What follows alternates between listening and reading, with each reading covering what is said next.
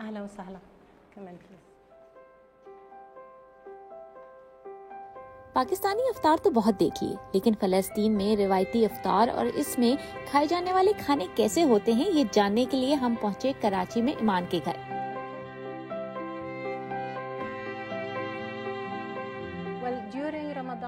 رمضان میں ہمارا افطار عام طور پر کھجور اور مشروبات پہ مشتمل ہوتا ہے۔ مشروبات میں ہم دہی کا استعمال کرتے ہیں، نمکین لسی جیسے۔ میں چلغوزے تل رہی ہوں جو ہمارے کھانوں کے اہم اجزاء میں سے ایک ہے۔ فلسطین میں ہمارے پاس بہت سی مختلف ڈشز ہیں، جیسے چاول کی ڈشز، اور ہمارے پاس مسخن بھی ہے جو میں آج بنانے والی ہوں۔ فلسطین کے کھانے زیتون کے تیل کے بغیر نامکمل ہیں۔ The naan is one of the main ingredients. اس میں نان استعمال ہوتا ہے۔ ہم اسے زیتون کے تیل اور مرغی کی یخنی جو پہلے سے تیار ہے اس میں ڈبو دیتے ہیں۔ So it's basically naan and we تو بنیادی طور پر یہ نان ہوتا ہے جس پر پیاز کا لیپ کیا جاتا ہے اور اسے زیتون کے تیل میں پکایا جاتا ہے۔ اس ڈش میں استعمال ہونے والے مسالے کو سمک کہتے ہیں جو اسے کھٹا مزیدار ذائقہ دیتا ہے۔ sour, tangy flavor to it.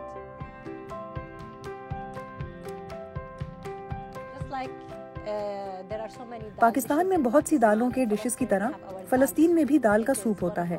یہ فلسطین میں بہت مشہور ہے اور وہاں کی خاصیت ہے۔ یہ رمضان میں میز پر لازمی ہوتا ہے۔ table in Ramadan. ہمیں ان کی ٹیبل پر سموسے بھی نظر آئے، لیکن انہوں نے بتایا یہ پاکستانی سموسے نہیں۔ Back home we have sambusa, we call it sambusak. ہمارے ہاں بھی سموسہ ہوتا ہے، ہم انہیں سمبوساک کہتے ہیں، لیکن ہمارے بنانے کا طریقہ پاکستانی انداز سے مختلف ہوتا ہے۔ ہم اپنی میز پر خصوصاً رمضان میں پاکستانی سموسہ بہت پسند کرتے ہیں۔ اس کے علاوہ ہمارے پاس پکوڑے، دہی بڑے، چنے وغیرہ بھی ہوتے ہیں۔ ہمارے کھانوں میں سبزیاں، گوشت اور چاول شامل ہوتے ہیں۔ ہم بہت زیادہ سبزیاں استعمال کرتے ہیں۔ ہمارے ہر کھانے میں کوئی نہ کوئی سبزی ضرور ہوتی ہے۔ Each dish we make must have some sort of veggies in it. Some of the ingredients are not available here. کچھ اجزاء جو ہم استعمال کرتے ہیں وہ یہاں دستیاب نہیں۔ میں جب باہر جاتی ہوں تو وہاں سے لاتی ہوں۔